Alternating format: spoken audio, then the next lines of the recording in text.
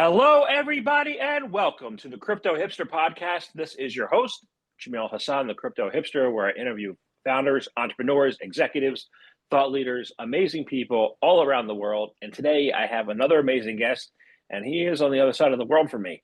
So I have Joseph Cooper, who is the co-founder at Zeva Labs. Joseph, welcome to the show.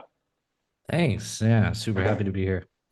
You're very welcome. I'm glad you're here today. Let's kick things off. I ask everybody, the first question is this: is what is your background, and is a logical background for what you're doing now? Yeah, I hope it's logical, but my background started modding games when I was 9 years old. So originally an engineer, as a how I started my career kind of. And at the age of 15, I modded a game that started making money. 250,000 users started showing up, and kind of dove straight into entrepreneurship at a young age. And that's where I kind of shifted from engineering to product and more like executive roles. So if we fast forward to today, this would be my sixth startup. I've sold three of them so far. So I've been fortunate at a 50% run rate, win rate so far. But yeah, I mean, today with Zeva Labs and our new product Nullshot, I actually am hands-on engineer again, which has been fun. Awesome. So, I want to ask you, what Zeva Labs is all about, including your vision and your mission. Yeah, so Zeva Labs was originally the first token launchpad on Avalanche. So the Avalanche blockchain ecosystem needed a place where you can launch tokens. So we would partner with about 30, 40 tokens over the last 4 years, and we would help them raise money in the traditional ICO, IDO kind of approach as that evolved over time. But now today, like when we're looking at the landscape, permission token launches are now not as favorable as permissionless when you look at like things like Pump Fund and virtuals and all these other places. So we were really, taken back and seeing, okay, what should we do as a next step as this token ecosystem evolves? And that's where Nullshot came to be. So Nullshot is going to be a omni-chain permissionless launchpad where you can launch tokens, memes, all that jazz. But we're going to be starting with a way to be able to build AI agents and apps together in a chat room. So you can imagine me and you chatting about an idea, and AI shows up and actually brings it to life, very similar to how like Base 44 or Lovable, some of those AI builder apps are going out there right now. But the difference is based on our contributions, we can actually co-own what is built and then tokenize it through a token launch. So I'm pretty excited about it. And yeah, it's right around the corner, literally about 30 hours until we press the green button.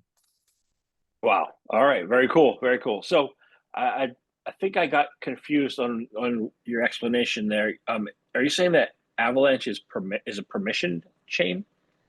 So Avalanche was it's always confusing, Avalanche versus Avalanche, which is why we're rebranding to Nullshot. But Avalanche was a permissioned token launchpad. So we would partner with projects and we would launch their tokens and help raise money. Got it. Okay. Okay. Got it. So it's two different things. It's good to know. Thank you for clarifying for me. They said Yeah, all good. people get confused. So what can people achieve with these AI partnerships and first off, and then I want to get into the chat room a little bit. Yeah, so I mean, with the AI, where it comes in is it's really a partner to be able to help you build apps, AI agents and tools. So it's kind of all in one. So it actually includes the chat room. So imagine you and me are like, hey, we would really like to make a dashboard that's analyzing the Zeva token. We want to know the market cap. We want to know the trends in the last 7 days. We want to aggregate tweets. Like we just start brainstorming, ideas in this chat. And then when we feel that we like some ideas, we can say like, hey, Nullshot, could you build this thing? And an AI agent would literally show up and build it right there in front of us. That sounds good. I'm in chat rooms like Discord and Telegram, and like it hasn't become a favorable place to be. I get a lot of you know young Asian women wanting to know, getting to know me. I'm like, this is not a personal app for me. This is my business app. Like you're in the wrong place, and then I block them. I'm like, how can people begin to trust these chat? Like trusting the chat room is the first step, right? Then the agent's the second step. So how do you get people on board to feel comfortable using Nullshot with that in mind? Yeah, that's a great question. So the first thought for us right now is that you have to be on topic. So one of the mediums between all these chat rooms and what gets built and actually what launches in the end and how is it described is by an AI. So the AI is really trying to get the sentiment of the room, the topic and the problem statement of like what people are trying to achieve. And if you were to like, be building, this Zava tracker as we were discussing, but somebody's like, well, now I want to build a fart app. It's just going to be like, that's off topic, like, we're done. You should get out of here. And of course, you could flag and do all that other stuff in terms of trying to help curate your room. But yeah, AI is going to be there 24/7 trying to help moderate things. And help bring things back to the proper subject matter. Yeah. Exactly, exactly. Okay, great. So the big AI agents is a big thing. I had much interviews with people building agents, but what will the next era of AI powered Web3 models have in store for all of us? Like what's going to be Yeah. possible? Yeah, so I think the Web3 portion that we want to do first is the ownership of these products and these things that are built. I think that's the thing that is relevant for today that we can trust, and actually get into. If we fast forward to like what a lot of people like to talk about is let's give AI agents our money so that it can trade for us. And that's just, in my opinion, super scary. Like, I'm not ready for that. I'm not sure who's ready for that. And even if we were ready for that, there's a high chance somebody's going to hack a contract or the agent itself. So we're still in this like, safety mechanism, and I'm sure it'll come over time. But just like automated trading and all this other stuff, then it's going to be, oversaturated. There's going to be maybe millions of users trading money. So what's the step before that? The step before that to me is knowledge. So I can't recall the app on Telegram, but there's actually an app where you could pay a $200 subscription to get the trends of the top pump fund tokens that are about to launch. And there's a bunch of analytics and a bunch of information about it. And there's literally like around about 40, 50,000 subscribers to this app. So I think knowledge is probably going to be the first basis to how AI agents help people trade in terms of the Web3 ecosystem. But eventually, come late 2026, I could imagine us starting to trust it with some money. Got it. So how did the agents do during the last flash crash in the market? Do you know? I think it was very trendy, personally. I mean, I think a lot of money went into AI 16Z and virtuals. There's still a lot of money within those ecosystems, and I was very bullish and excited about those ecosystems. But as an engineer, once I showed up, I mean, Eliza is impressive. I actually think Eliza pushed some of the trends into the Web2 space in some senses. But for virtuals, it was, unfortunately, something that I, as an engineer, I thought fell flat. I couldn't do anything. I went to their partnerships and like tried to get involved. It felt like a big wall. It's something that I feel still lacking. But Eliza, we'll see where they go. I know 2.0 has been around the corner for a while. And as a developer, how or as an engineer, you see the shortcomings, right? How would you improve these? Using your engineering hat, what would you have done differently? What would you do that would be improvement? Well, the first thing is that you are selling to a developer. And a developer is extremely meticulous and has an idea of how they want to do things. They like Java or they like C Sharp or whatever it is. And I mean, I tried building a dev tools startup called KintoHub. Fortunately, I was able to exit it to Square and Cash App. And the reason why I exited it prematurely is because I hated selling the developers. At the end of that, I hated selling the enterprises. So the answer to that is that I think we still are waiting for better consumer related apps for crypto and also for AI agents or even just AI in general. So when you look at things like Lovable and Base 44, which are doing really well in the Web2 space, and there's like tens of these businesses now, nobody has figured out how could you do it in a collaborative and social way, and how could you do it where you can co-own, what has been produced as a group.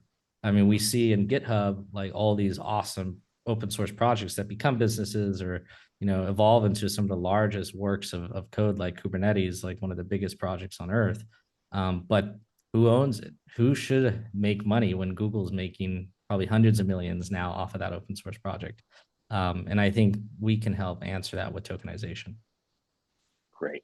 So who should well, the developers should own it because they should own and not enable Google to make money off them, right? So yeah, how do you do They it? should have a piece. They should have a piece for sure, right?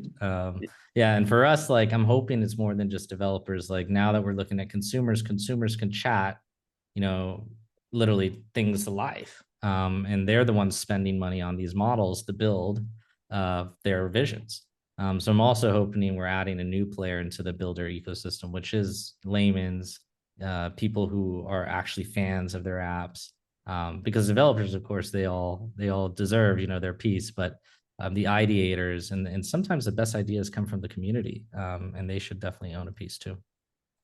Yeah. The other thing you talked about is trusting and knowledge, right?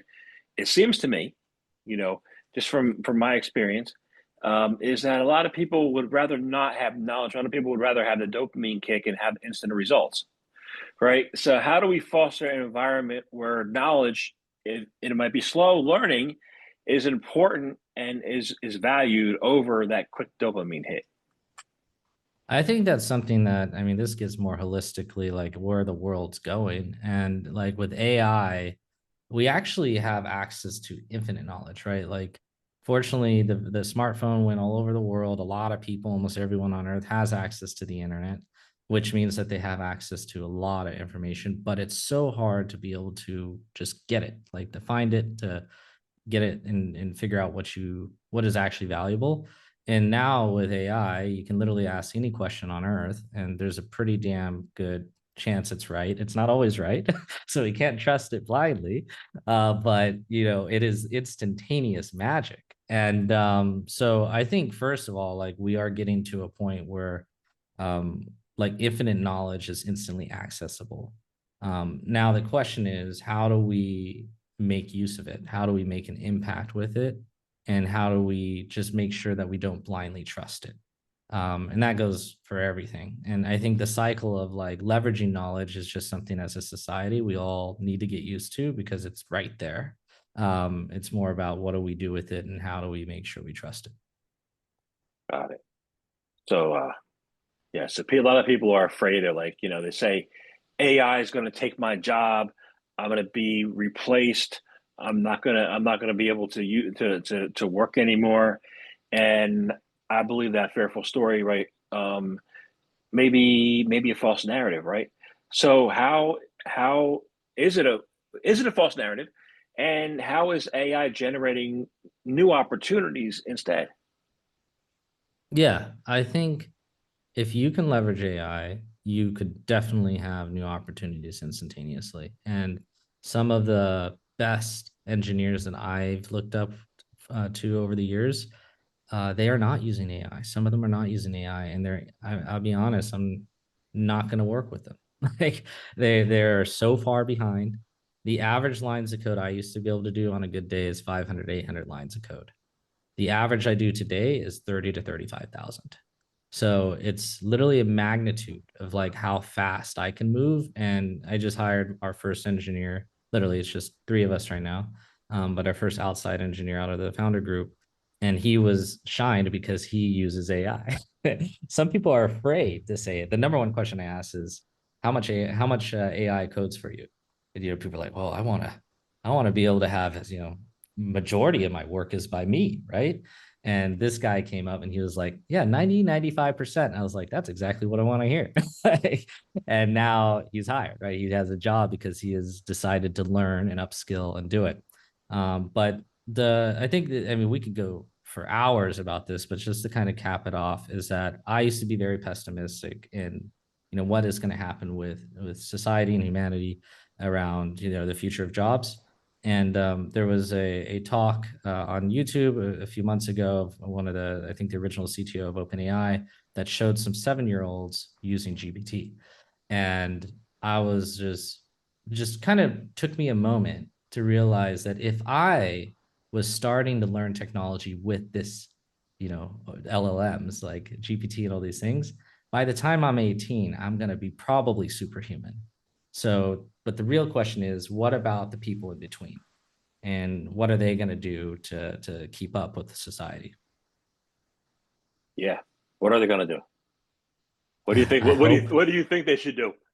I think they need to leverage AI and figure out how to make an impact in the business, which is very difficult because a lot of people, like let's say an accountant, their role is to just get the books done and delivered, at the beginning of the month, and that is done with AI now. I mean, you can literally, if you wanted to, it could be done in much better fashion with AI, and the tools are being built, and soon all the accountants will be replaced. So how do you, as an accountant, shift your ability to be able to give insights to an executive or to the team to make an impact, or actually be able to find a way to save money? There's things that you need to do versus just pushing the lever forward. You have to figure out how to make an impact to the top bottom line of a business. And I know that's hard. I think that's a big ask for somebody to want to be able to impact a business versus move a business along. But I think we need to start thinking about that. Yeah. What I'm afraid of is I'm like my kids use Chat GPT, right? They're not allowed to access it in school anymore. They took or take their cell phones away.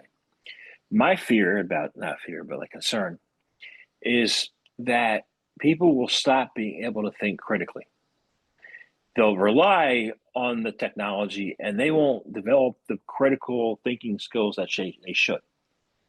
How do you see it?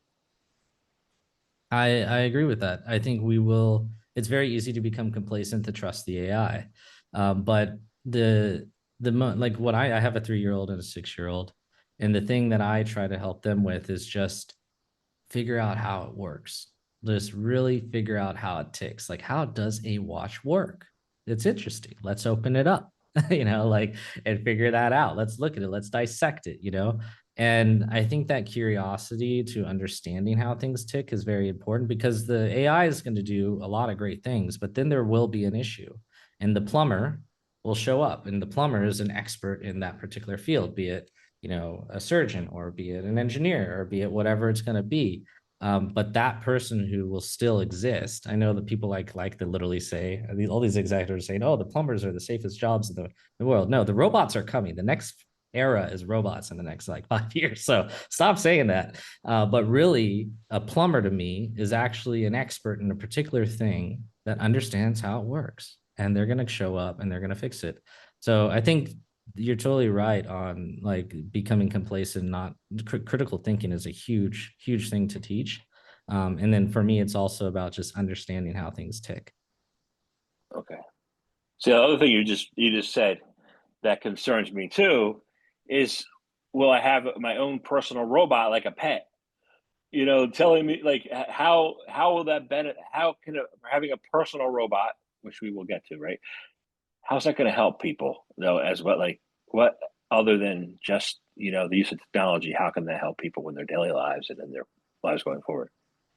Yeah, I mean, I look at it as energy in the self, and I'll try to explain it. So first is that like I really know robots are around the corner, and AI or A16Z, not AI16Z, but Andreessen Horowitz just announced their thesis on the robots. Like they're definitely starting to invest. China's, and I'm here in Hong Kong, so I'm right next door to Shenzhen, where the robots are being built. Like they're all there, and they're doing great work, and it's like for me, when you get help in the house, when you have somebody, doing the laundry, doing the chores, doing these things that take energy away from you to have to be present with your kids and to have the extra energy to actually give to your children, I think that's where we're going to benefit the most. Maybe we'll be able to have a hobby to be selfish and like learn the guitar, like do more things. You're just going to have more energy to do things that you enjoy doing.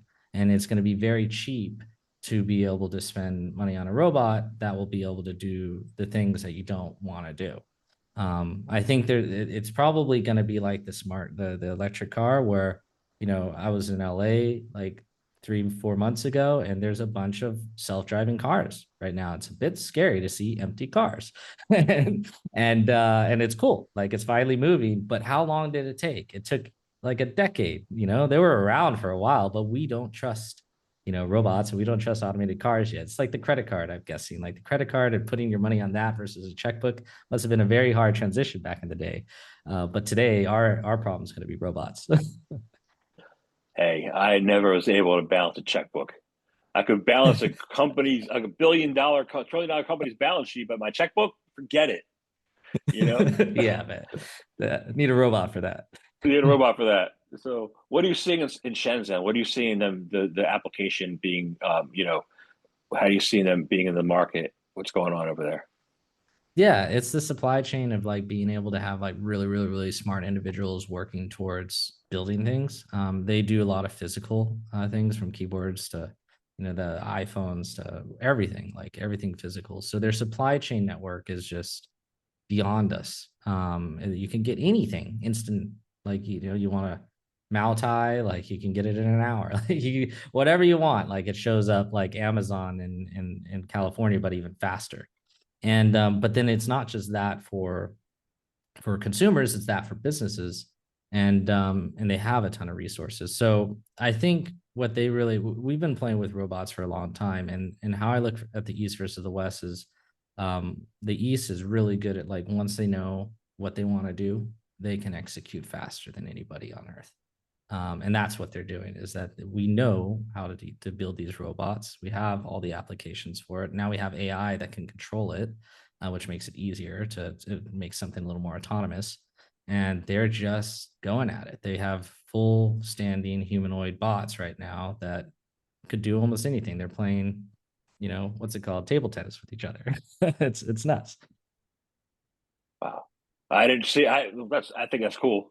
I didn't see it. Like, you see the pictures of these companies in like Massachusetts. They have like these robot dogs that can do a lot Yeah. of things. So I think that was pretty cool. Like, I'm not going to replace my Bernie Doodle.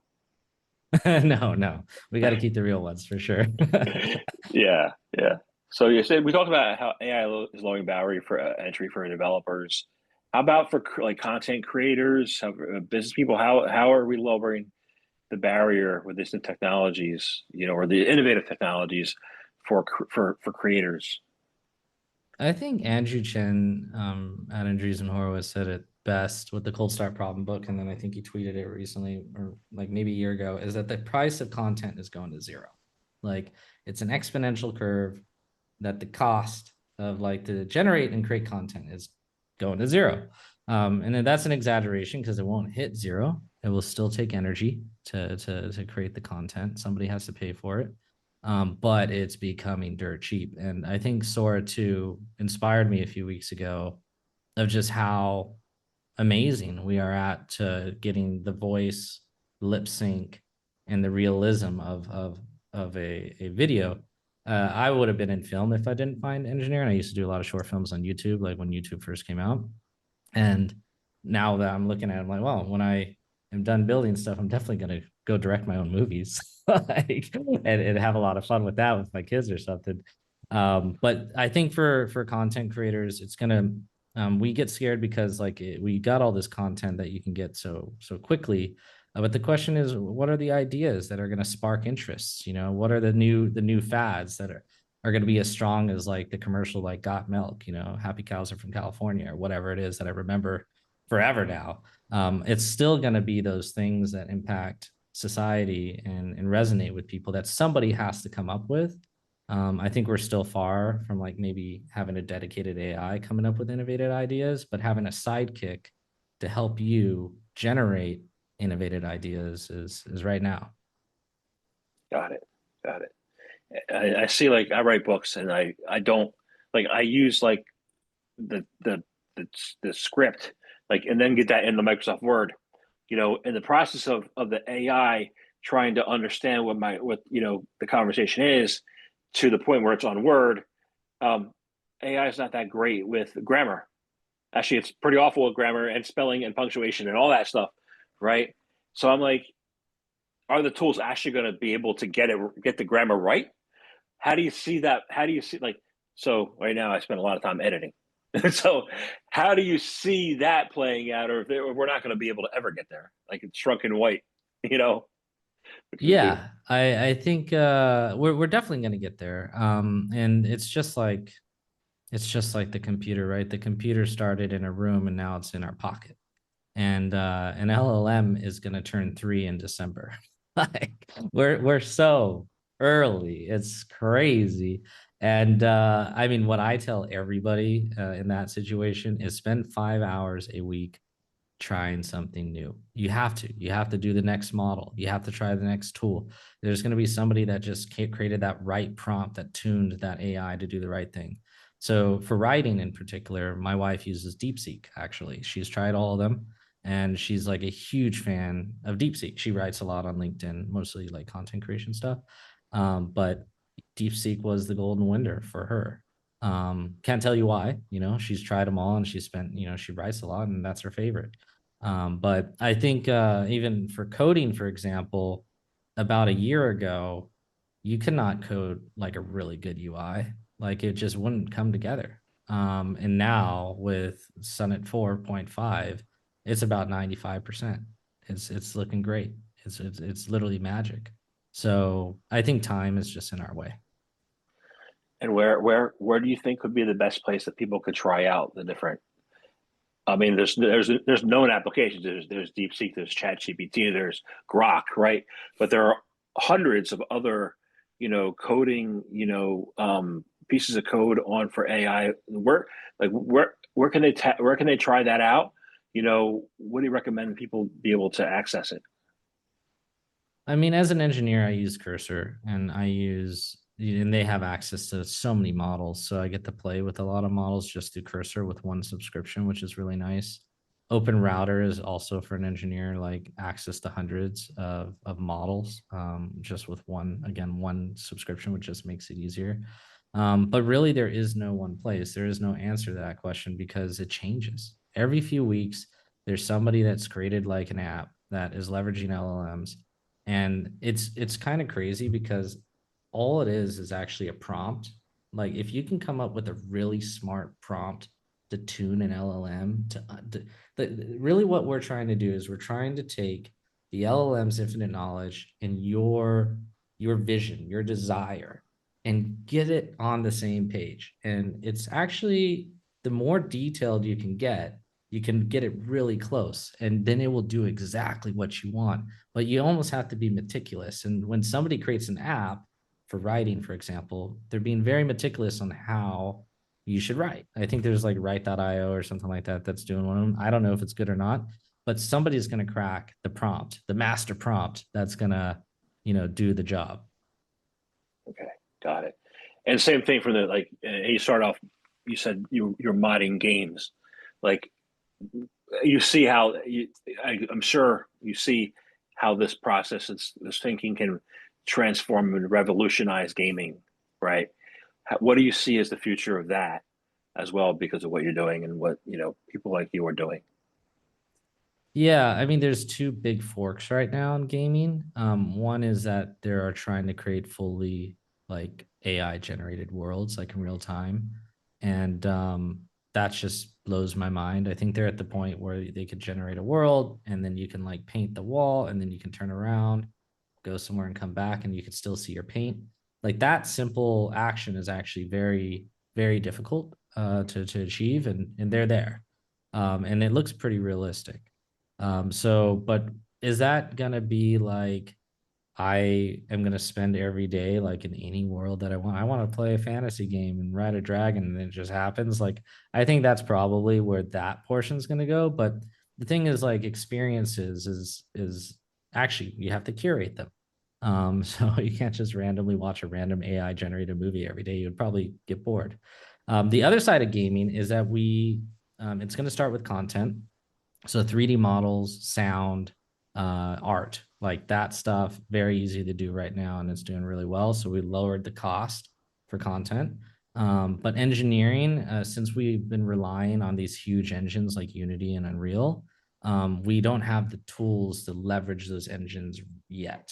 And what I mean by that is that if we can teach the AI how to take over Unity and take over Unreal, then we'll be in a much faster state. But I don't think that's going to happen this year. I think we're probably a year away from really like seeing LLMs impact the game industry from an engineering point of view. Got it. Got it.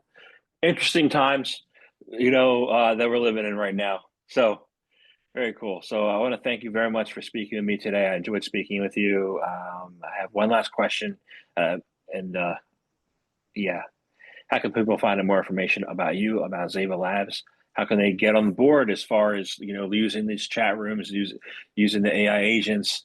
How can they do that? Yeah, so you can follow me on X, aka Twitter. So I'm coding Coop. And then in terms of where this is all going to begin is on nullshot.ai.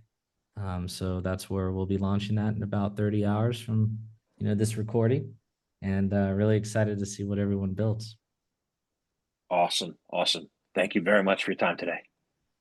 Yeah, thanks for having me.